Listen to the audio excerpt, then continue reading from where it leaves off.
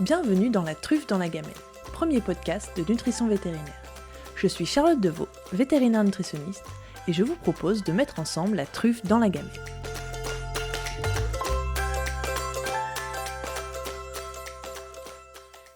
Pour la première fois, j'accueille deux invités d'un coup. Les docteurs vétérinaires Laure Bonatti et Mathilde Guyon sont toutes les deux titulaires du CEAV d'éthologie clinique et appliquée et pratiquent la médecine du comportement. Elles ont créé le podcast Vétologie que je vous recommande chaudement d'écouter. Avec elles, nous allons parler comportement alimentaire du chien et du chat pour différencier la science des croyances et savoir comment bien se comporter avec nos animaux au sujet de leur repas. Donc, bonjour Laure et Mathilde. Bonjour. Donc, on va commencer par parler, pour moi, du plus facile, les chiens. Alors déjà, une première question que j'ai souvent, c'est combien de repas devons-nous leur donner par jour ? Alors, il n'y a pas de réponse toute faite à ça, ce serait trop facile. Notre mentor et tutrice Emmanuelle Titeux a tendance à conseiller assez facilement de nourrir les chiens à volonté, mais évidemment, c'est quelque chose qui a modulé en fonction déjà du chien, de sa race. Le labrador, le beagle par exemple, ne sont pas des chiens qu'on peut nourrir à volonté. C'est également à moduler en fonction de l'âge du chien. On ne va pas nourrir un chiot et un chien adulte de la même façon. Et à moduler en fonction de ses besoins, de sa vitesse d'ingestion, etc. Certains chiens se contentent très bien de faire de gros repas ponctuels, donc un seul repas par jour peut suffire. Ça c'est considéré comme étant un héritage du loup qui est habitué à faire un gros repas une fois de temps en temps. Évidemment, certains chiens ne se contenteront pas du tout de ça. Un chien qui va avoir tendance à manger très vite une ration quotidienne va lui avoir besoin d'être nourri plusieurs fois, en plusieurs petits repas par jour. Attention, il faut vraiment surveiller l'état de frustration éventuel du chien parce que la faim va avoir tendance à augmenter l'activité. Donc un chien très actif peut être un chien qui a faim. Ça, c'est Emmanuelle Titeux qui le dit à nouveau. Il faut évidemment, pour des raisons de bien-être, faire attention de toute façon à l'état de frustration de son chien. Donc si on a l'impression que nourrir une fois par jour parce que ça nous arrange nous, ça ne convient pas au chien, c'est quelque chose qu'il faut changer. Mais il n'y a pas de réponse malheureusement toute faite par la science, il faut vraiment regarder son chien. Oui, alors on a un peu cherché dans la biblio ce qui se disait sur ce sujet de combien de repas par jour pour un chien. Moi, j'ai lu chez Karen Neverall, qui est une vétérinaire américaine qui fait du comportement et qui a écrit un livre qui fait référence sur la médecine du comportement. Elle dit ce qu'on a appris à l'école, c'est-à-dire que jusqu'à 3 mois, il faut donner 3 repas par jour à son chiot et qu'à partir de 3 mois, il est recommandé de donner au moins 2 repas par jour à son chien. Mais encore une fois, il n'y a pas de publi scientifique qui donne une réponse ferme et définitive sur ce sujet. Il faut se fier à son chien. Et vérifier qu'il n'a pas faim. Parce qu'effectivement, beaucoup de chiens qu'on voit, nous, en comportement, sont des chiens qui ont faim, ils ont un apport calorique qui leur convient, qui répond à leurs besoins. Par contre, la sensation de satiété, elle n'y est pas du tout. Et du coup, on se retrouve avec des chiens, soit qui sont infernales en balade parce qu'ils cherchent à manger, tout simplement, et les gens vous disent « Ah, il est insupportable, il mange des mouchoirs, tous les trucs qu'ils trouvent dans la rue. » Et en fait, quand on remonte sur comment est nourri le chien et comment ça se passe le repas, on se rend compte que c'est des chiens qui mangent extrêmement vite et les gens vous disent « Ah bah il en mangerait encore, il a encore faim à la fin de son repas. » Donc là, c'est qu'il y a un problème sur la satiété, sur la sensation de faim qui n'est pas obtenue après le repas. D'ailleurs, pour nous, ça fait partie de la consultation de médecine du comportement d'évaluer la note d'état corporel du chien. Alors, c'est évidemment pas toujours le cas. Il y a des chiens qui sont en surpoids et qui ont encore faim parce qu'on leur donne cette alimentation très concentrée que sont les croquettes. Mais certains chiens sont maigres en médecine du comportement, dans quel cas c'est plutôt même presque facile d'ajuster leur bien-être en augmentant la ration. Donc ça fait partie intégrante de la consultation de médecine du comportement d'évaluer la satiété et le degré de frustration sur la nourriture. Ouais, à la fois on peut être obèse et avoir faim, et ça on le voit chez les chats aussi, on en parlera. Mais c'est vrai que parfois on voit arriver en médecine du comportement des jeunes chiens maigres qui détruisent les gens. Le motif de consultation, c'est il détruit dans la maison. En fait, on finit par comprendre que le chien cherche à manger. Il détruit ou il agresse. On a aussi des chiens qui agressent autour de la nourriture, même autour de leur jeu, parce que tout devient un enjeu énorme pour le chien qui a faim, en fait. Alors moi, personnellement, quand j'ai faim, j'agresse aussi, donc je les comprends. Une pensée émue pour ces labradors qui décollent des chewing-gums du macadam tellement ils ont faim. Donc il y a plein de solutions pour assurer la satiété. Et la première, comme vous le dites, c'est d'avoir un aliment pas trop calorique. Donc oui, les croquettes sont des aliments caloriques, mais il existe des croquettes hypocaloriques qui permettent de donner un volume suffisant ou du moins plus important à l'animal pour éviter tout ce que vous décrivez. Alors, l'autre question concernant le nombre de repas par jour, c'est cette fois-ci le nombre de repas par semaine. Souvent, on entend que le chien doit jeûner une fois par semaine. Alors moi, je me suis toujours dit que comportementalement, c'était un peu dur parce qu'il s'attend à avoir à manger et on ne va pas lui donner. Alors, qu'est-ce que vous en pensez de cette habitude ? Vas-y.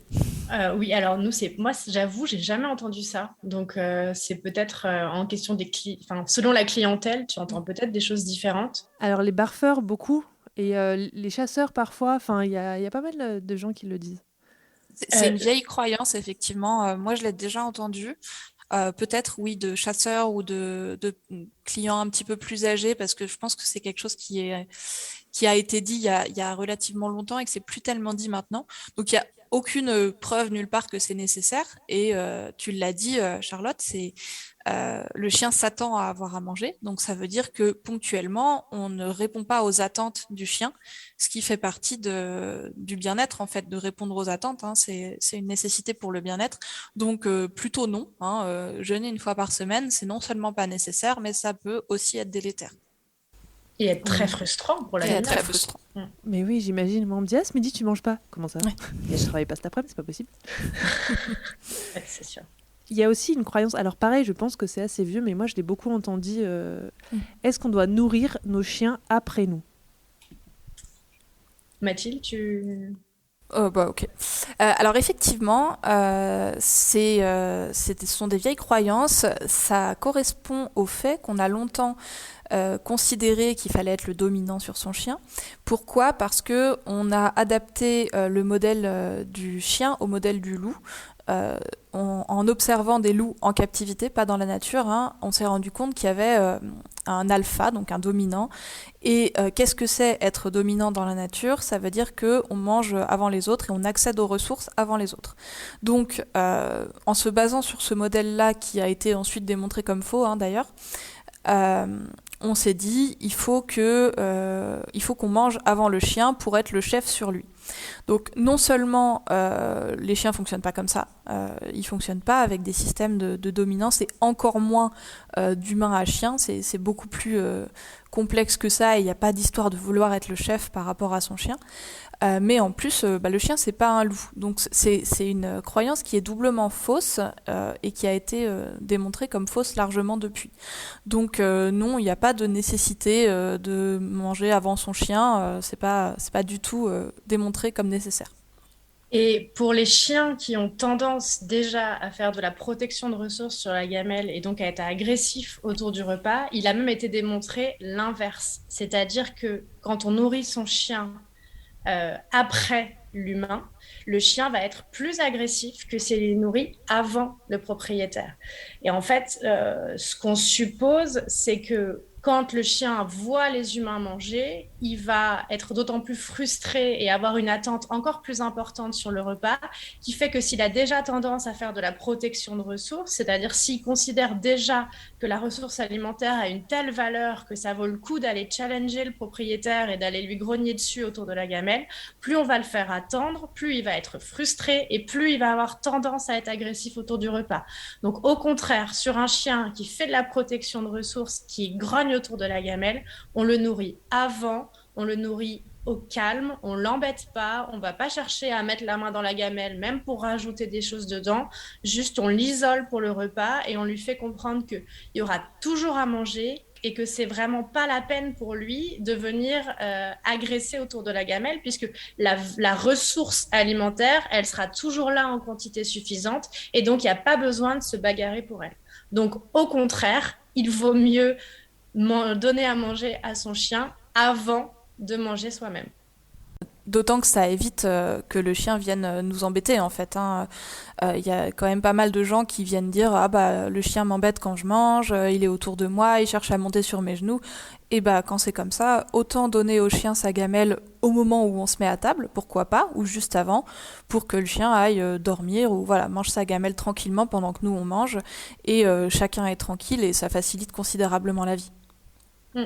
Surtout que ça a été également montré, ça c'est Mathilde qui a les références, mais que les chiens qui viennent réclamer à table, c'est aussi un facteur de risque d'agression, je crois. Oui, donc ça c'est dans la thèse vétérinaire de la docteure Sarah Oumadi, qui a travaillé également sur le vieillissement du Labrador et qui a fait beaucoup de travail en éthologie. Donc sa thèse est passionnante, hein, elle est consultable en ligne et effectivement, parmi les facteurs de risque d'agression chez le chien, elle a mis en évidence que le fait de recevoir à manger à table était un facteur de risque d'agression. Pourquoi? Parce que le jour où on refuse ou... Eh ben, il n'y a pas d'explication. C'est un résultat assez étonnant. Possiblement, effectivement, parce que le jour où on refuse, le chien agresse. Mais la thèse portait sur les agressions en général. Donc, il est possible aussi que les gens qui donnent à manger à leur chien à table soient des gens qui ont peut-être une communication un peu différente avec leur chien, d'un peu mauvaise qualité. Et que donc ce soit le signe de beaucoup d'anthropomorphisme par exemple, et donc des gens qui s'y prennent peut-être mal avec leur chien, donc qui se font plus facilement agresser aussi parce qu'ils comprennent moins leur chien. Ouais, et dans d'autres publis où il parle également du fait de donner à manger à son chien à table, ce qui suppose, mais encore une fois sans en avoir la preuve, mais c'est une de leurs suppositions, de leurs explications, c'est qu'en fait, en donnant à manger, le propriétaire va venir renforcer certains comportements, il va récompenser, et donc le chien apprend quelque chose parce qu'il est nourri à ce moment-là, mais quelque chose qu'on ne contrôle pas. Les propriétaires ne savent pas que le chien est dans un processus d'apprentissage et qu'il considère qu'il est récompensé pour ce qu'il vient de produire. Donc si le chien a eu des comportements d'agression, peut-être même très subtils au départ, et qu'il a reçu à manger à ce moment-là, bah, il apprend que c'est comme ça qu'il faut faire pour avoir à manger, et donc on récompense des comportements d'agression. Donc ça correspond aussi à ces propriétaires qui n'ont pas forcément une très bonne communication avec leurs chiens et qui ne se rendent pas compte des interactions qu'ils peuvent avoir et des conséquences des différentes interactions qu'ils peuvent avoir avec leurs chiens. Et par ailleurs, ça peut aussi générer un chien qui va apprendre des comportements donc non désirables et qui va les produire dans d'autres contextes, donc se faire peut-être envoyer paître par son propriétaire. Donc un chien qui va pas comprendre pourquoi à un moment il est nourri et à un moment il se fait envoyer paître, donc aussi être un générateur d'agression parce qu'une fois de plus, on ne répond pas aux attentes du chien, ce qui peut être frustrant. Alors toujours dans la série gamelle et nourriture du chien, pareil, alors moi je pense que je sais pas, j'ai concentré toutes les idées reçues sur le comportement alimentaire du chien, mais moi j'entendais il faut apprendre aux chiens à tolérer qu'on leur retire leur gamelle quand ils mangent.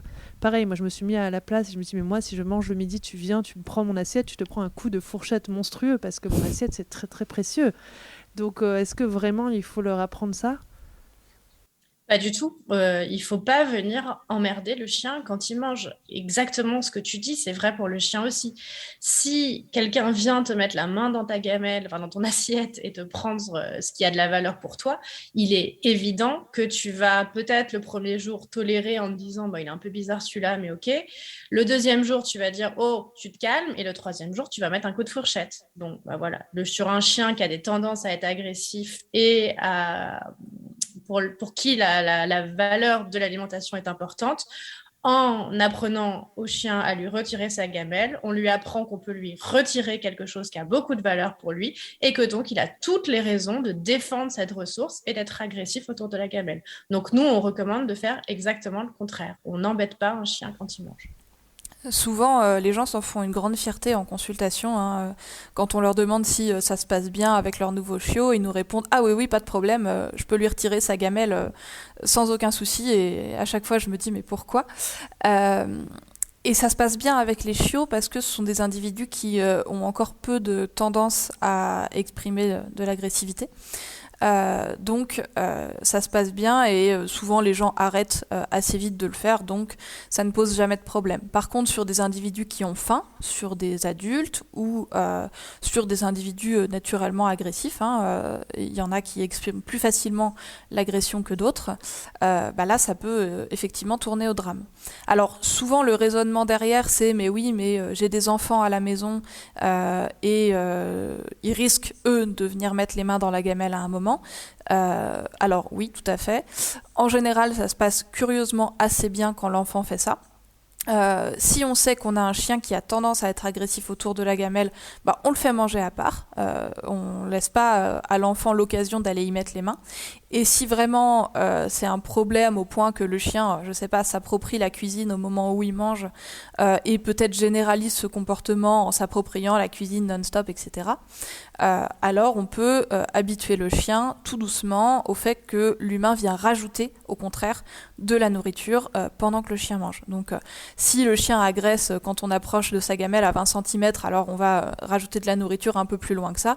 Si c'est à 5 mètres et qu'il s'approprie la pièce, pourquoi pas lui apprendre qu'on distribue de la nourriture à plusieurs endroits de la pièce et que quand on se déplace autour de la gamelle, c'est quelque chose de positif pour lui qui reçoit plus de nourriture. Mais en aucun cas, retirer la nourriture ou aller mettre les mains dans la gamelle, c'est quelque chose de cohérent et de conseillé. Je voudrais ajouter quelque chose. Je pense que toi, Charlotte, en nutrition, c'est pareil. Il y a, j'imagine, dans certains cas, des gens qui suivent pas du tout les recommandations nutritionnelles et pourtant, l'animal va bien. Donc, on a la même chose en médecine du comportement. Il y a plein d'animaux, plein de chiens à qui on fait des choses pas très tolérables comme prendre la gamelle ou même des punitions physiques. Et ces chiens-là, même si c'est pas ça qu'il faut faire, ils vont pas réagir avec des comportements d'agression parce que ils ont un tempérament naturellement peu agressif et ils sont très tolérants des manipulations des humains, même si elles sont complètement à côté de la plaque. Donc évidemment, il y a des chiens à qui on peut prendre la gamelle et ils réagiront jamais, mais c'est pas pour ça qu'il faut le faire quand même. Oui, ça c'est très injuste. C'est quand les propriétaires font n'importe quoi et que ça se passe bien et qu'ils disent, vous voyez, moi j'ai nourri mon chien au pain et au lait, il a vécu 15 ans. Oui, alors c'est pas pour autant. Il y a aussi mon grand-père qui a fumé toute sa vie et qui est mort à 80 ans. C'est pas pour autant que je vous conseillerais de fumer toute votre vie. Parce que statistiquement, dans la plupart des cas, ça se passe mal. Mais oui, j'ai les mêmes. Alors, pour finir, au rayon chien, j'ai quand même cette fameuse question. Pourquoi mon chien mange des crottes ? Et je pense, pour moi, je n'ai pas de réponse nutritionnelle, donc je vous renvoie la balle, vous les comportementalistes. Pourquoi ces chiens mangent des crottes ? Ils ont probablement plusieurs motivations différentes, je pense, pour faire du pica et de la coprophagie notamment. Alors là, moi, je me réfère aussi à ce que Emmanuelle Titeux nous a appris et dit. Elle dit que quand même souvent, les chiens qui mangent des crottes, c'est juste des chiens qui ont faim et qui ne sont pas assez nourris et qui donc cherchent de l'aliment là où ils peuvent le trouver. Et les crottes, c'est une bonne source alimentaire pour les chiens, même si nous, on trouve ça absolument dégueulasse en tant qu'humains. Les chiens mangent du caca. Alors moi, je me souviens que ma prof à Lyon, elle nous disait que le caca de chat, c'était un très bon aliment, gustativement parlant, pour les chiens. Et Charlotte, toi, je crois que tu as déjà dit que dans l'alimentation naturelle, entre guillemets, des chiens férots, ils mangeaient beaucoup de caca d'humain. Donc déjà, les crottes, c'est un bon aliment pour le chien. Et si le chien a faim et qu'il trouve qu'il n'est pas rassasié par sa ration alimentaire, il va avoir tendance à aller manger des crottes. Donc c'est nutritionnel. Ah, la balle me revient, vous êtes fourbe. Il y a aussi, je pense, des cas probablement de comportements un peu stéréotypés sur la coprophagie. Peut-être Mathilde, tu peux... Oui, de toute façon, le pica, ça peut complètement être médical. On peut avoir des chiens qui ont des troubles digestifs et qui font du pica pour se soulager ou... Est-ce qu'on peut définir le pica ? Parce que je suis pas sûre que tout le monde sache ce que c'est. Pardon, donc le pica, c'est la tendance à ramasser des aliments qui ne semblent pas consommables de manière un peu stéréotypée et de manière répétitive en tout cas. Certains chiens ont effectivement tendance, par frustration, Laure l'a dit, parce qu'ils ont faim, à manger un peu n'importe quoi. Ça peut aussi être parce qu'ils vivent dans un environnement frustrant. Donc on peut avoir des chiens qui ont une vie pas très drôle, qui sont très peu sortis, qui ont très peu d'activité physique, dont le besoin social n'est pas rempli, etc., etc., qui ont tendance à exprimer ce comportement de ramasser n'importe quoi, y compris des crottes. Donc ça peut être un trouble comportemental d'avoir un chien qui est complètement obsédé par le fait de ramasser des crottes dans la rue. Un autre cas où on voit de la coprophagie à outrance, et donc notamment sur les crottes de chiens, c'est sur des chiens qui ont été punis parce qu'ils étaient malpropres. Si le chiot, ou même le chien adulte d'ailleurs, à qui on essaye d'apprendre la propreté, se fait punir à chaque fois qu'il fait des selles, il peut développer ce comportement-là de manger ses selles pour les dissimuler. C'est rare, mais ça arrive, et donc c'est une des raisons pour lesquelles il est complètement déconseillé de punir un chien malpropre, même quand on le prend sur le fait, parce qu'on peut entraîner le développement de ce genre de comportements anormaux et vraiment indésirables. D'accord, donc en premier, je m'assure que la satiété est bonne, je fais tout pour assurer la satiété, et ensuite, je vous l'envoie. C'est ça. Parfait. Bon, maintenant, on va passer à mes amis les chats. Alors, je pense que la première question, c'est est-ce qu'il faut laisser l'alimentation de son chat à volonté? Et est-ce que cette croyance comme quoi le chat est capable de s'autoréguler, autoréguler sa prise alimentaire est juste? C'est vrai que moi aussi j'ai appris ça, qu'il fallait nourrir le chat à volonté, lui laisser des croquettes à disposition dans une gamelle et que tout allait bien se passer et que le chat allait pas grossir. C'est vrai pour certains chats. Il y a des chats qui se débrouillent très bien, ils ont de la chance, ceux-là, ils prennent leur petit repas 15-16 fois par jour et ça se passe bien, ils deviennent jamais gros, tant mieux. Mais certains chats sont complètement incapables de s'autoréguler. Donc pour cela, laisser l'alimentation à disposition, ça peut être complètement délétère. On peut avoir des chats qui deviennent obèses, ou en tout cas en surpoids. Donc pour cela, il va falloir faire autrement. L'autre chose, c'est que quand on laisse une alimentation à volonté dans une gamelle, on supprime la possibilité de prédation pour le chat. La prédation, c'est un besoin du chat. Il va chasser même quand il est à satiété, donc c'est que chasser pour le chat, c'est pas juste se nourrir, c'est plus que ça. Donc laisser à volonté dans une gamelle, ça veut dire qu'il y a un besoin auquel on ne répond pas pour le chat. Donc il faut de toute façon, de préférence, passer par des jeux d'intelligence, des gamelles anti-gloutons, où le chat va devoir aller chercher les croquettes avec sa patte. Voilà. Alors après, est-ce qu'on laisse les croquettes à disposition dans ces jeux-là? Ça dépend des chats. Ça correspond pas non plus à la manière de s'alimenter de certains chats. Certains vont de toute façon se goinfrer même avec ces jeux. Donc il faut aussi, là encore, aller voir du côté du bien-être, parce que, à nouveau, certains chats vont exprimer de la boulimie, comme les chiens, parce que leur environnement leur est inadapté. Donc à nouveau, on va aller voir du côté de l'environnement, s'assurer que le chat n'a pas de source de frustration en dehors de la nourriture pour pouvoir chercher une cause à la boulimie si elle existe. Et sur la régulation de l'appétit, je pense qu'il faut quand même qu'on précise que le fait de stériliser les animaux, donc les chats comme les chattes, va avoir une modification très importante sur la prise alimentaire. Et les individus qui arrivent à s'autoréguler sont généralement des individus qui ne sont pas stérilisés. Donc, sur un chat stérilisé, particulièrement sur ceux qui vivent à l'intérieur, je pense qu'on ne peut pas laisser une gamelle pleine de croquettes parce que ceux-là, il y en est pratiquement certains qui vont surconsommer jusqu'à devenir obèses et mettre leur santé en danger.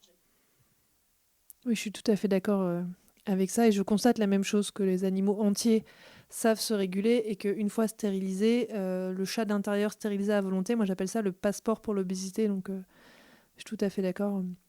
Donc ils ont besoin de faire plein de petits repas par jour, mais il faut limiter la quantité et leur complexifier un peu la tâche, sinon on va se retrouver avec Garfield, quoi.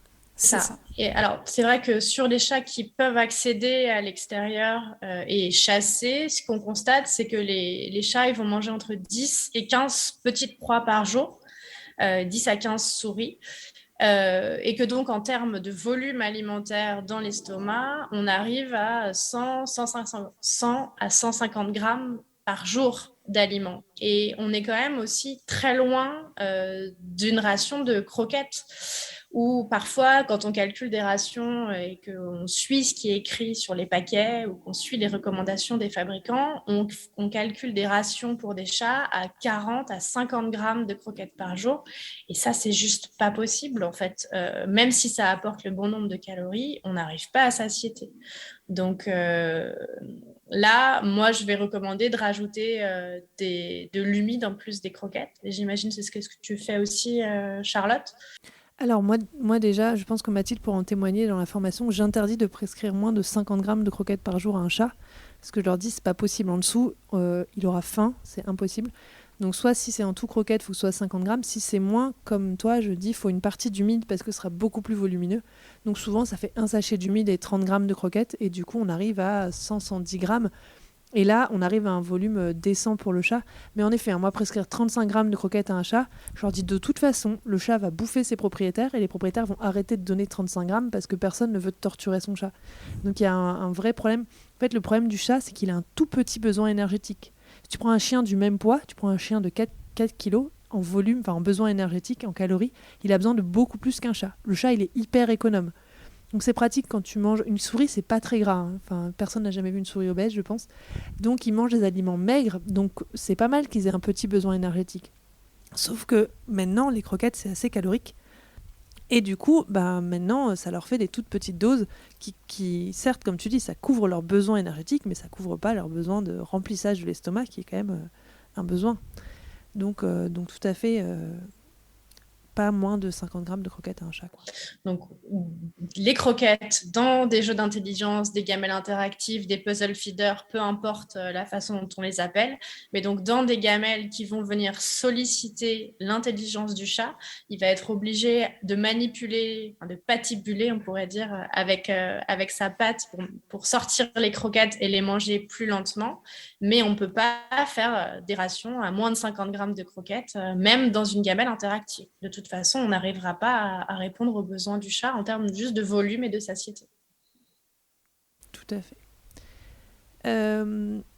L'autre question que j'avais, c'est que j'ai beaucoup de propriétaires qui me le rapportent, et j'ai moi-même un chat. On a quand même l'impression que le chat passe sa vie à réclamer à manger. Moi, j'ai l'impression que les interactions que j'ai avec mon chat, c'est soit elle me réclame à manger, soit je suis sur le canapé avec le plaid et elle vient faire un câlin. Mais sinon, j'ai l'impression que la seule chose que mon chat réclame, c'est à manger. Alors, est-ce que c'est moi qui interprète mal ce qu'elle demande et que j'interprète tout comme elle veut à manger, ou est-ce que c'est un ventre sur pattes ? Alors, effectivement, il y a une étude qui a été menée sur la capacité des humains à interpréter les miaulements de leur chat. Et, spoiler alerte, en fait, on est tous nuls. En tout cas, quand on n'a pas le contexte et qu'on ne connaît pas le chat, il est clair que les humains sont capables de dire que le chat veut quelque chose, mais on ne fait pas la différence entre le chat qui veut à manger et qui veut quelque chose. Donc ça, c'est la première chose. Quand le chat miaule, on sait dire il veut un truc, et on a tendance, nous humains, à dire il doit vouloir à manger. Donc on nourrit. Et il y a un effet d'apprentissage par essai-erreur. Donc le chat a essayé de miauler sur l'humain. On ne sait pas ce qu'il voulait à la base. Il voulait peut-être juste qu'on lui dise que c'était le plus beau chat du monde. Mais nous, ce qu'on a fait, c'est qu'on lui a donné à manger. Donc le chat apprend et il se dit que ça marche vachement bien et que s'il continue à miauler, qu'est-ce qu'il va avoir ? Il va avoir plus à manger. Donc en fait, il continue à utiliser ce canal de communication qu'il a, qui est le miaulement. Il reçoit à manger et nous, on se renforce dans notre croyance que le chat voulait à manger et qu'il miaule pour avoir à manger. Une autre chose, c'est que le miaulement, ça peut être un signe de stress. Alors toi, Charlotte, je pense que tes chats, ils sortent et qu'ils ont une vie campagnarde, donc je ne suis pas sûre que ce soit des chats stressés. Mais chez des chats d'appartement qui miaulent beaucoup, le miaulement, c'est aussi un signe de stress et de frustration. Donc le chat d'appartement qui passe ses journées à miauler, il ne le fait pas parce qu'il a faim, mais par contre, il peut le faire parce qu'il est vraiment frustré. Donc, une fois de plus, on va voir du côté de l'environnement du chat. Est-ce que cet environnement lui convient ? Est-ce qu'on répond à ses besoins autrement qu'avec la nourriture ? Est-ce qu'il a accès à des cachettes ? Est-ce qu'il peut regarder par une fenêtre ? Est-ce qu'il peut aller sur un balcon, etc. Est-ce qu'on joue avec lui ? On peut trouver l'origine des miaulements plutôt dans de la frustration liée à l'environnement que dans un besoin de manger. Mais je reviens sur ce que tu disais quand tu caractérisais, entre guillemets, les interactions que tu as avec ta chatte. Effectivement, je pense qu'il y a beaucoup de propriétaires de chats qui n'ont une interaction avec leur animal que lors du repas. Et c'est une interaction en plus qui est très positive, à la fois pour l'animal et pour le propriétaire, parce que quand on donne à manger à son chat, on voit bien qu'il est très content et qu'on peut avoir des ronronnements, le chat qui vient se frotter avec la queue en l'air et qui exprime son contentement à ce moment-là. Donc ça renforce aussi le propriétaire qui du coup a une interaction positive avec son animal à chaque fois qu'il donne à manger et donc il va avoir tendance évidemment à donner encore plus à manger. Et les chats sont très forts pour apprendre des choses à leur humain. Le contraire est faux, hein. Les humains sont nuls pour apprendre des trucs à leur chat, alors que pourtant c'est faisable. Mathilde en est un bon exemple, puisque avec le clicker, elle arrive à apprendre des choses à ses chats, notamment à rentrer tout seul dans la boîte de transport. Mais les chats sont très forts pour apprendre aux humains à ouvrir une boîte de pâté ou ouvrir une fenêtre. Et donc, ils ne s'en privent pas du tout, hein. Ils le font, ils miaulent, ça marche et ils recommencent. Donc nos chats nous éduquent. Exactement. Complètement. Bon, alors j'ai la chance, j'ai une version féline qui ne miaule pas. Elle se frotte, elle se fait comprendre, mais elle ne miaule pas. Donc c'est merveilleux, je veux la garder toujours. Et c'est un bon spécimen. Mais c'est aussi parce qu'elle n'est pas frustrée. Voilà. Non, mais on va dire ça se passe comme des on peut se propriétaires dire merveilleux. Je pense que c'est ça. Bon, en revanche, elle vomit partout et elle a tendance un peu aussi parfois à pisser partout. Mais elle est merveilleuse. Bon. Est-ce que ça marche de dire qu'un chat, il finira bien par manger quand il aura faim ? Parce qu'il y a quand même plein de fois où moi, vétérinaire nutritionniste, je prescris le régime bien sûr idéal pour ce chat et que le chat me dit, il me regarde, il me dit mais jamais de la vie je mangerai ton truc. Alors, il y a des gens qui disent il va bien finir par le manger au bout d'un moment. Personnellement, je pense que les chats ne sont pas de ce genre-là, mais qu'est-ce que vous en pensez en termes de comportement ? Je suis assez d'accord avec toi. Le chat, c'est plutôt un animal qui a tendance à ne pas apprécier facilement une nouvelle nourriture. En tout cas, c'est pas quelque chose de facile pour lui. Si c'est quelque chose qui ne lui convient pas, il n'y a pas de raison que ça se mette à lui convenir du jour au lendemain. Et en plus de ça, on l'a dit, hein, les chats éduquent très bien les humains. Un chat qui miaule, ça peut vite devenir usant, encore plus si le chat décide d'attaquer son propriétaire parce qu'il a faim. Donc en général, nous on cède avant de toute façon, et il est assez peu probable que le chat se décide à manger juste parce qu'on a décidé que c'était le régime qui lui convenait. S'il trouve que c'est pas un aliment qui convient à ses attentes, c'est peu probable qu'il se mette à manger. Alors, ce qu'on trouve dans la littérature scientifique à ce sujet, sur l'appétence en fait, hein, qu'est-ce qui fait qu'un aliment va venir intéresser un chat et qui va se mettre spontanément à le manger. Donc, ce qu'on sait, c'est que les préférences alimentaires, elles se développent très tôt dans la vie du chaton. Et que donc les préférences alimentaires, ça va plutôt être ce que la chatte, la mère mangeait pendant la gestation et pendant la lactation, mais que malgré tout, il est tout à fait possible de les faire changer, de les modifier pendant la première année de vie du chat. Donc, si on veut avoir un chat qui accepte facilement des nouveaux aliments, donc qu'on va appeler néophile, hein, qui va aimer la nouveauté, ce qui est recommandé, c'est de venir varier son alimentation pendant les premiers mois de vie avec le nouveau propriétaire. Donc, c'est à ce moment-là qu'on peut introduire différentes textures, différents goûts de pâté, différents types de croquettes, pour essayer de lutter un peu contre cette tendance, effectivement, qu'ont les chats à refuser un nouvel aliment.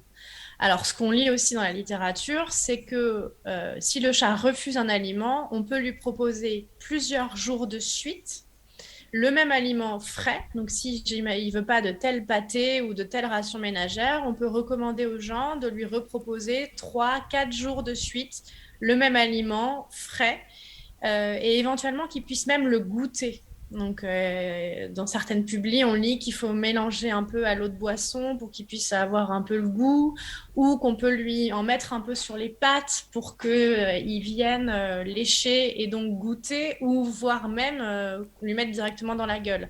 Bon, ça, moi, je ne suis pas complètement convaincue que ce soit une très bonne idée de venir forcer le chat à manger un nouvel aliment pour espérer qu'un jour il le mange spontanément. Mais voilà, donc c'est ça qui est recommandé.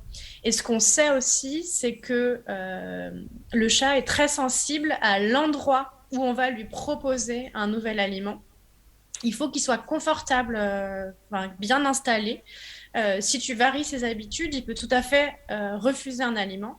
Et ça, nous, on en a l'exemple parfait dans les cliniques vétérinaires. On sait bien que si on propose un nouvel aliment au chat dans la cage d'hospitalisation, alors qu'il est dans un contexte absolument pourri, qu'il a mal ou qu'il y a un chien qui aboie à côté, qu'il n'est pas bien installé dans la cage d'hospice, là, tu peux pratiquement être sûr que cet aliment-là sera refusé et qu'ensuite, il sera refusé systématiquement parce que la première fois que tu lui as présenté, ce sera dans un contexte pas du tout favorable. Donc, on n'introduit pas un nouvel aliment en hospitalisation chez un chat. En tout cas, pas un aliment que le chat va être amené à manger pendant sa vie. Enfin voilà, si c'est un aliment qu'on a l'intention de prescrire, il faut certainement pas effectivement le faire découvrir au chat en hospitalisation. Donc en fait, ce que vous me dites, c'est que quand on propose un aliment à un chat qu'il n'aime pas, il considère qu'on est des propriétaires mal éduqués et qu'il faut surtout pas qu'il cède, sinon il va nous donner de mauvaises habitudes. C'est ça. Très bien, c'est bon à savoir. Ok. Et oui, et ça, alors bien sûr, ne pas donner un aliment à un chat en hospice qu'on souhaite, enfin, il va l'associer à l'hospitalisation et derrière, ça va être le souvenir de ce mauvais moment. Nous, on n'aimerait pas non plus qu'on nous resserve de la bouffe d'hôpital, je pense, chez nous. Donc ne leur faisons pas ça. Ouais. Surtout que, je pense que tu confirmeras, Charlotte, j'ai l'impression, en tout cas, moi, c'est ce qu'on m'a appris à l'école, qu'il n'y avait aucune urgence nutritionnelle. C'est pas parce que le chat est insuffisant rénal qu'il doit tout de suite manger du rénal en hospitalisation. De la même manière que c'est pas parce qu'il a des cristaux urinaires qu'il faut tout de suite lui donner un aliment qui va dissoudre les cristaux, etc. Donc vraiment, il faut pas se stresser sur le fait que le chat doit absolument manger son aliment prescrit en hospitalisation. Alors oui, moi en tant que nutritionniste, je leur dis mais la seule fois où la nutrition c'est simple, c'est en hospice ou c'est de l'aliment convalescence. Pour tout le monde, tout le temps, quoi qu'il arrive. Donc pour une fois que c'est simple, profitons. Et donc voilà, ils sont en hospice, on a une référence, c'est l'aliment convalescence souvent humide. Et souvent on a quand même une référence de croquettes, il y a quand même des chats, ceux qui n'ont jamais mangé d'humide, ils ne le mangeront pas non plus en hospice. Et donc je retiens, Laure, ce que tu nous as dit, qu'on a jusqu'au 1 an du chaton pour lui apprendre à ne pas refuser ce que la vétérinaire interniste lui prescrira plus tard. Donc éduquez vos chatons à me plaire, s'il vous plaît, et enseignez-leur à manger de la pâtée pour le jour où il aura des oxalates. Et je vous dirai, là, il dépend un peu de sa récidive de faire des oxalates ou pas, qu'il mange de la pâtée. Et des courgettes, si un jour il est trop gros, on aime bien leur donner des courgettes. Donc chatons, apprenez-leur à manger de la pâtée et des courgettes, ça leur servira toute leur vie. Je ne sais pas si vous aurez la réponse à cette question, mais les chats ont quand même un détecteur. Si on a mis un médicament dans leur nourriture, comment c'est possible qu'ils le sachent et que c'est quand même très compliqué de faire manger un médicament à un chat. Personnellement, les propriétaires du moins rapportent que c'est très compliqué et ils me disent mais même en l'écrasant dans la nourriture, le chat le sait et ne le mange pas. Alors est-ce que vous avez des techniques pour faire prendre des médicaments à des chats ? C'est une question difficile que tu nous poses parce qu'effectivement, il n'y a pas de miracle, je pense. Ce qui a été, pareil, démontré, c'est qu'en fait, le chat, il arrive à évaluer ce qu'il y a dans sa gamelle avant même de le goûter. Donc, notamment quand il y a eu les études sur les profils macronutritionnels chez les chats, donc vers les aliments, les nutriments, vers lesquels ils vont aller spontanément lorsqu'on leur propose une ration, ils vont mettre tant de glucides, tant de protéines, tant de lipides. En fait, ce qu'ils ont démontré également, c'est que le chat, il n'a pas besoin de goûter pour savoir ce que ça va être.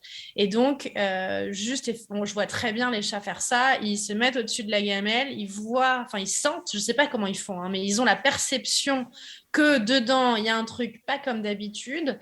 Et donc, il vous lance un petit air qu'on interprète comme un petit air dédaigneux. Et là, vous savez que de toute façon, la gamelle, elle ne sera pas mangée. Le chat va s'asseoir à côté et probablement, il va miauler ou faire autre chose jusqu'à ce que la gamelle qui contient l'aliment disparaisse. Moi, pour essayer de leurrer les chats, j'ai tendance à dire aux gens de masquer le goût avec quelque chose qu'ils adorent, un morceau de crevette, du beurre, de la crème, histoire de faire avaler le médicament. Mais j'ai absolument pas de solution miracle. Je ne sais pas si Mathilde en a. Alors, il y a une autre chose que moi je dis aux gens en clientèle, c'est que les chats sont extrêmement sensibles au changement de contexte. Tu l'as dit, Laure, hein, si on nourrit le chat dans un endroit inconfortable, il va pas manger. C'est vrai aussi si le comportement de l'humain ne convient pas au chat à ce moment-là. Donc moi, ce que je conseille, c'est de pas être en train de regarder fixement le chat. Parce qu'on vient de lui mettre un médicament dans sa gamelle et qu'on a très très envie qu'il la mange, si on est juste à côté en train de dire allez mange, le chat va dire mais qu'est-ce qui se passe, c'est bizarre, et on va probablement générer un stress et donc générer aussi le fait que le chat ne mange pas. Donc quand on a discrètement glissé un médicament dans la gamelle de son chat, il faut tout faire pour se comporter exactement comme si on lui donnait sa nourriture habituellement. Donc on pose la gamelle, on regarde pas le chat, on le laisse faire sa vie et nous on fait notre vie de notre côté en jetant juste un petit œil discret pour regarder si le chat mange, mais en tout cas il faut tout faire pour que le contexte soit très habituel pour le chat. C'est une petite anecdote personnelle. Mon chat précédent, donc, qui était cardiaque et en fin de vie, dans les derniers jours de sa vie, Mathilde était à la maison. Elle dormait à la maison. Et je voulais absolument qu'il prenne ses médicaments parce que c'était très important. Il était très malade. Et c'est vrai que moi, il ne voulait pas manger quand c'était moi. Et quand Mathilde lui proposait la gamelle, il mangeait avec le médicament à l'intérieur. Donc, moi, je mettais probablement quelque chose dans mon attitude qui faisait que c'était pas du tout confortable pour lui. Et donc, j'ai fini par laisser Mathilde faire parce que pour moi, c'était tellement important que je me comportais pas comme d'habitude et que donc lui se comportait pas comme d'habitude non plus et ne mangeait pas sa gamelle. Donc, on fait tous les mêmes erreurs, même les vétérinaires avec leurs propres animaux de compagnie. On reste que des propriétaires lambda qui faisons les mêmes erreurs que tout le monde. Et petite anecdote aussi à mon tour, récemment j'ai voulu vermifuger mes chats et j'ai fait la bêtise de vouloir récompenser mon chat. Alors j'en ai un qui est complètement, pour qui il est complètement impossible de prendre un médicament dans la gamelle, donc j'ai arrêté d'essayer, je lui donne le comprimé directement dans la bouche et ça se passe pas trop mal. Mais j'ai commis l'erreur de vouloir le récompenser en lui donnant sa pâtée tout de suite après. Et j'ai mis 1 semaine à lui faire remanger de la pâtée parce que le contexte de prise du médicament juste avant la gamelle avait fait qu'il avait associé les deux événements et qu'il se méfiait à l'heure de la gamelle de pâtée. Donc ça aussi, il faut faire attention à ce qu'on fait juste avant de nourrir le chat, hein, si on ne veut pas créer d'aversion bêtement en ayant stressé le chat juste avant de le nourrir. Alors moi qui dis à mes propriétaires de chats diabétiques de faire l'injection pendant qu'ils mangent sa pâtée matin et soir pour me dire oui, bon, on fait un truc désagréable, mais en échange il y a un truc agréable, il y a un risque que ça se passe mal. Moi, j'ai jamais eu de soucis sur les propriétaires de chats diabétiques. Alors peut-être qu'il y a un biais de sélection parce qu'en fait, ceux qui savent d'avance qu'ils n'arriveront pas à faire les injections, ils ne traitent pas leur chat. Et que ceux qui sont d'accord pour faire 2 injections par jour d'insuline à vie, tu sélectionnes des propriétaires qui ont déjà soit un chat facile, soit une bonne relation avec leur chat qui leur permet d'avoir ce genre d'interaction négative parce qu'elles sont compensées par plein d'interactions positives. On parle de la balance des interactions. Donc, en fait, si tu as beaucoup plus de positifs que de négatifs, ton animal, il va pouvoir tolérer un petit peu de négatif. Et donc là, ta gamelle, effectivement, je pense qu'elle est appréciée par le chat malgré tout. Puis une injection d'insuline, c'est pas si douloureux que ça quand même. Mais bizarrement, effectivement, ça marche, hein. Moi aussi, j'ai beaucoup de clients qui m'ont dit je lui donne à manger au moment de la piqûre et le chat vient réclamer sa piqûre. Donc bizarrement, pour les injections d'insuline, oui, ça marche. Alors c'est peut-être moins désagréable pour le chat qu'une prise de médicaments. Et paradoxalement d'ailleurs, et aussi on ne fait pas appel au même sens. Je me dis que quand on fait une injection au chat, on ne lui crée pas de goût désagréable dans la bouche, alors que quand on a donné un médicament, le chat a eu le goût du médicament, nos doigts dans la bouche, etc. Donc peut-être que l'association n'est pas la même et qu'elle est moins aversive, ou en tout cas moins directement faite entre l'injection et la nourriture. C'est intéressant. Toujours au rayon gamelle, je pense que vous avez tous entendu parler de ce chat qui miaule devant sa gamelle pleine. Alors, est-ce que c'est vrai que les chats exigent que les croquettes soient hyper fraîches et que la croquette de fin de gamelle est considérée comme non comestible, ou est-ce qu'encore une fois, on interprète mal ce qu'ils veulent nous dire ?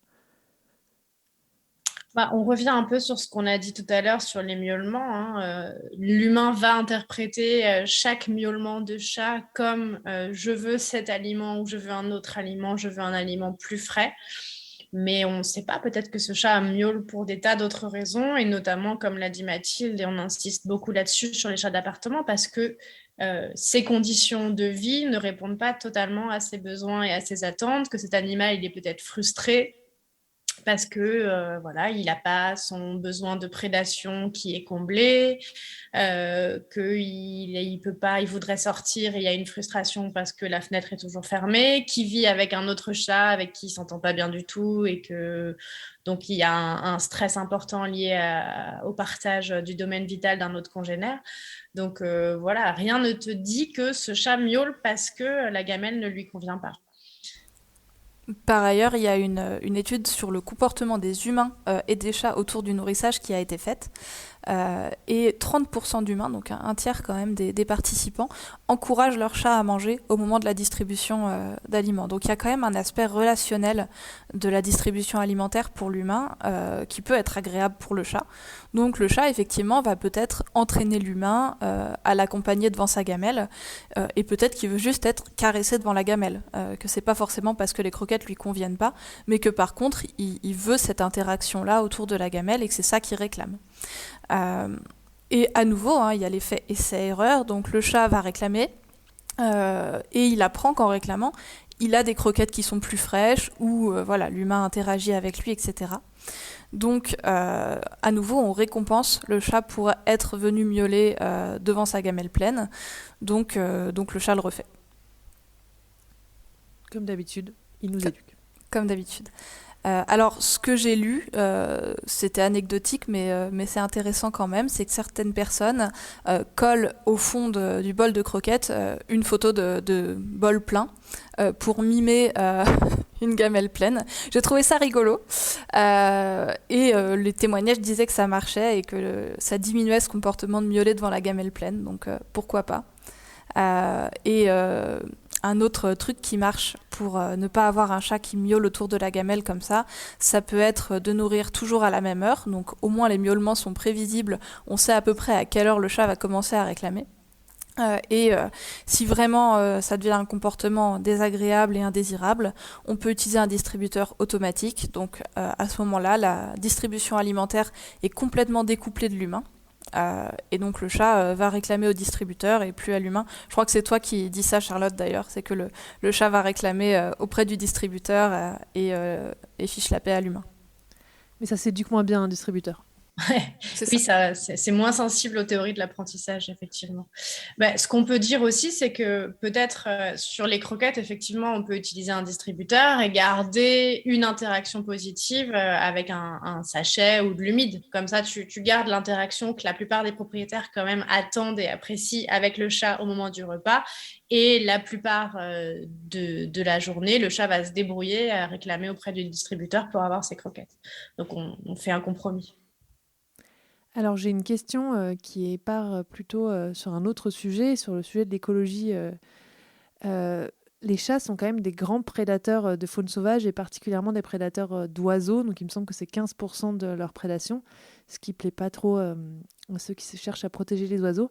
Est-ce qu'il y a des façons de diminuer cette prédation ? Est-ce que si on joue avec son chat, il aura moins de prédation extérieure ? Est-ce que si on le nourrit, il sera moins tendance à le faire? Ou est-ce que c'est juste, il est comme ça, c'est un chat, ça chasse et on ne pourra rien faire, à part lui mettre cette magnifique collerette de la LPO multicolore? Ah, j'ai pas vu ça, faudrait que je regarde la collerette de la LPO. Alors, ce qui est sûr, c'est qu'il y a des chats qui se spécialisent sur un type de proie. Il y a des chats qui se spécialisent en petits mammifères, il y a des chats qui se spécialisent en lézards, et il y a des chats qui se spécialisent en oiseaux. Donc, ils n'ont pas tous exactement le même comportement de prédation. Alors moi, sur un point de vue purement écologique, je suis tout à fait d'accord avec le fait que les chats posent un problème à la faune sauvage endémique lorsqu'ils ont été introduits par l'humain dans des endroits où ils n'existaient pas avant. Typiquement, en Australie ou en Nouvelle-Zélande, tu n'avais pas de petits carnivores, de petits mammifères qui venaient prédater les oiseaux qui vivaient sur place. Et donc là, ils posent un véritable problème. Mais les chiens également en Nouvelle-Zélande, qui viennent détruire les nids des kiwis ou des kakapos, les perroquets qui vivent en Nouvelle-Zélande. Là, c'est un vrai problème écologique. Moi, j'ai tendance à penser quand même que dans nos régions, à nous, en Europe, où le chat existe depuis toujours, ou en tout cas, il y a d'autres petits carnivores, des chats sauvages, en fait, les Felis sylvestris catus, qui est le chat européen des forêts. Il est déjà là, ce chat, et il crée déjà une pression de prédation sur les oiseaux qui vivent chez nous et qui donc ont évolué en même temps. Donc, je suis tout à fait d'accord pour dire que là où l'humain a amené des chats et que les oiseaux qui vivaient sur place n'ont pas eu le temps de s'adapter parce que les chats sont là depuis quelques milliers d'années alors qu'eux étaient là depuis bien longtemps, voire même quelques centaines d'années en Nouvelle-Zélande, parce que les humains sont en Nouvelle-Zélande depuis 700 ans, pas plus. Là, ça pose un vrai problème. Mais quand il y a une coévolution, moi, j'ai tendance à penser que les oiseaux ont évolué avec les chats et que donc... Ouais, on triche un peu parce que les chats, on en met beaucoup et ils vont pas avoir de problème, ils vont pas mourir du sida, des maladies, tout ça, tu vois. On prolonge les chats et on en met sont beaucoup. En meilleure santé à cause de nous et donc ils exercent une pression plus importante que si on n'était pas là. Ouais, ça se tient aussi comme argument. Alors c'est sûr qu'une solution à ça, avant toute chose, c'est de stériliser son chat et d'éviter la prolifération des chats, de pas, dans la mesure du possible, nourrir les chats sauvages pour éviter qu'ils prolifèrent, etc. Pour répondre à la question de est-ce qu'il y a moyen de diminuer la prédation du chat, la réponse c'est non. Globalement, les chats chassent quand ils voient une proie, même s'ils viennent de manger, même s'ils ont l'estomac plein. Donc c'est plutôt de l'opportunisme, c'est je croise une proie, je la chasse, voilà. Donc même en ayant joué avec son chat pendant 3 heures et en lui ayant rempli l'estomac, si ça correspond à son besoin et à son instinct, il va aller chasser. En fait, ce qu'on peut dire, c'est que quand on a faim, on va plus prédater, puisqu'effectivement, la prédation, ça correspond à se mettre à l'affût d'une proie et à la fin la consommer. Donc oui, plus tu as faim, plus tu vas chasser, mais tu peux très bien chasser sans avoir faim quand tu es un chat. D'accord, donc moi, si mon chat se spécialise dans les musaraignes ou les autres mulots et tout ça, c'est pas très grave, mais si on a un chat qui est spécialisé dans les oiseaux, là, il faudra peut-être essayer si on veut protéger les oiseaux dans son jardin, soit lui mettre une magnifique collerette LPO, soit trouver des solutions pour protéger un peu les oiseaux. Alors, j'ai pas vu la collerette LPO, mais je pense qu'en termes de bien-être animal, de bien-être félin, c'est discutable. Ouais, c'est un espèce de machin en tissu multicolore autour du cou, j'avoue. C'est pour ça, moi, je l'ai pas mis. Bon, après, elle chasse pas trop d'oiseaux, mais ouais, moi, je me vois pas mettre ça à mon chat. En plus, ils ont l'air ridicules, les pauvres. Ils vont se faire être la risée du quartier. Ouais, on va se moquer d'elle, la peau. Bah ouais. En tout cas, ce qui est sûr, c'est que dans nos animaux domestiques, les chats et les chiens, c'est nous qui décidons exactement de quand on les nourrit, avec quoi, dans quelle gamelle, etc. Alors, le chat, s'il sort et qu'il a l'opportunité, en plus de varier un peu son régime alimentaire et de décider ce que lui va chasser, à quel moment, et ce qu'il va consommer ou pas, parce qu'on a aussi tous été témoins de chats qui vont chasser, mais qui ne consomment pas la proie derrière. Ça répond tellement à un besoin du petit félin domestique. Je pense que c'est effectivement... faut tirer une croix sur le fait d'empêcher totalement les chats de chasser lorsqu'ils ont un accès à l'extérieur. Bien. Et en parlant d'accès à l'extérieur, est-ce qu'on sait pourquoi les chats préfèrent toujours l'eau croupie dans les vieilles, tu sais, les soucoupes de pots de fleurs ou l'eau de la mare, même l'eau des piscines, plutôt que l'eau qu'on leur a mis dans leur gamelle magnifique à la maison, qu'on a filtrée dans une super gamelle en céramique pour que ça ne donne pas le goût. Et eux, ils vont préférer l'eau croupie. Est-ce qu'on a des données là-dessus ou pas ? Moi, j'en ai pas des données là-dessus. Je Alors, constate la même chose, mais je n'ai pas d'explication. moi, ce que j'ai lu, c'est que certains chats vont préférer un grand contenant pour que les moustaches ne touchent pas les bords. C'est pas du tout étudié, hein, c'est des suppositions. Mais on préfère aller boire effectivement dans une mare parce que les moustaches touchent pas les bords. Donc il y a peut-être un peu de ça. L'eau a peut-être justement plus de goût que notre super eau filtrée. Alors bon, si c'est le goût de Javel dans la piscine, c'est un peu discutable, mais peut-être que ça convient à certains chats. Et certains chats aussi apprécient le mouvement, donc une eau qui va être un petit peu brassée par le vent, voilà, qui va bouger un petit peu, sera peut-être préférée par le chat. Mais il n'y a pas d'études là-dessus, ce ne sont que des suppositions. Et sur les chats d'intérieur, est-ce qu'on peut varier les points d'eau, en mettre plus loin de la gamelle, plusieurs formes pour essayer de favoriser leur prise de boisson? Alors, idéalement, le chat va préférer avoir un lieu d'alimentation séparé du lieu où il boit. Donc, il vaut mieux effectivement séparer la gamelle d'eau de la gamelle de nourriture. Et certains chats préféreront boire dans une fontaine à eau, donc avoir une eau qui soit en mouvement. Donc on peut tester ça aussi. Alors certains chats vont aussi avoir peur d'un mouvement trop fort. Donc il faut... Ou d'un bruit trop fort. Ou d'un bruit trop fort. Il y a certaines fontaines qui font du bruit. Si tu as un animal craintif, il va plutôt éviter d'aller vers le bruit. Donc choisir une fontaine à eau silencieuse. Et à débit réglable pour pouvoir s'adapter. C'est pour ça que les chats réclament parfois de l'eau du robinet, parce qu'ils aiment l'eau qui coule. Oui. Ouais. Et c'est aussi, à nouveau, hein, l'histoire de réclamer l'eau du robinet, c'est toujours de l'éducation de l'humain. Le chat a appris que c'était un moyen d'avoir une interaction avec l'humain, donc il va répéter ce comportement. Ça marche très bien parce que les gens se disent « Ah, mais pauvre chat, il a soif ». Donc le chat répète ce comportement à chaque fois qu'il voit l'humain. On est vraiment des proies trop faciles pour ces chats. Oui. Eh ben, je vous remercie. On a vraiment appris des tonnes de choses. C'était super intéressant. Donc, pour toutes celles et ceux à qui ça a donné le goût de faire du comportement, je les invite à écouter vos podcasts. Ils sont vraiment très sympas. C'est des formats très courts et vraiment très intéressants qui traitent en plus de toutes les espèces. Donc, j'ai appris des choses sur les lapins, sur les cochons d'Inde, sur les chevaux. Donc, il est disponible sur toutes les plateformes de podcast. Il s'appelle Vétologie et j'invite tout le monde à aller l'écouter. Et Mathilde et Laure, je vous remercie et j'espère vous dire à bientôt. Est-ce que vous faites de la téléconsultation pour que je vous envoie les cas qui ne sont pas de la nutrition ?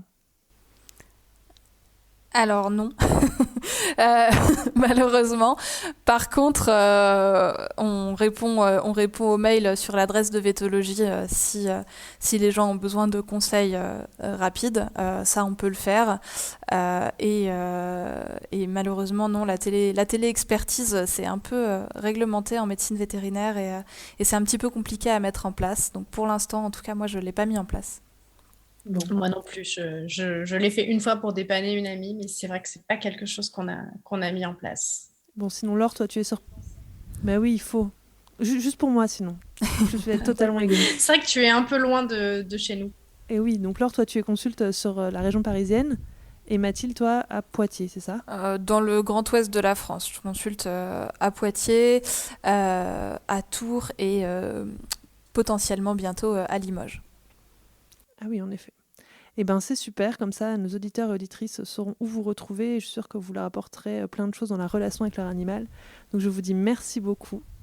Merci à toi pour cette invitation. On a beaucoup apprécié partager ce moment avec toi.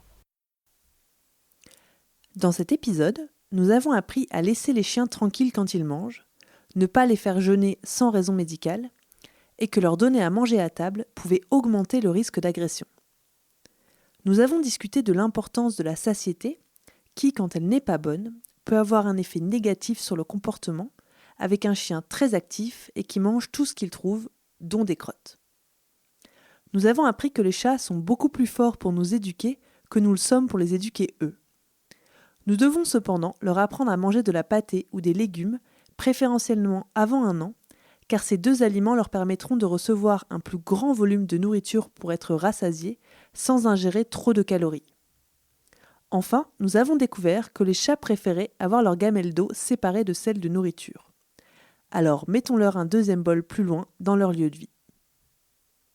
Si ce podcast vous a plu, n'hésitez pas à le noter, le commenter, le partager et surtout vous abonner pour ne pas rater le prochain épisode.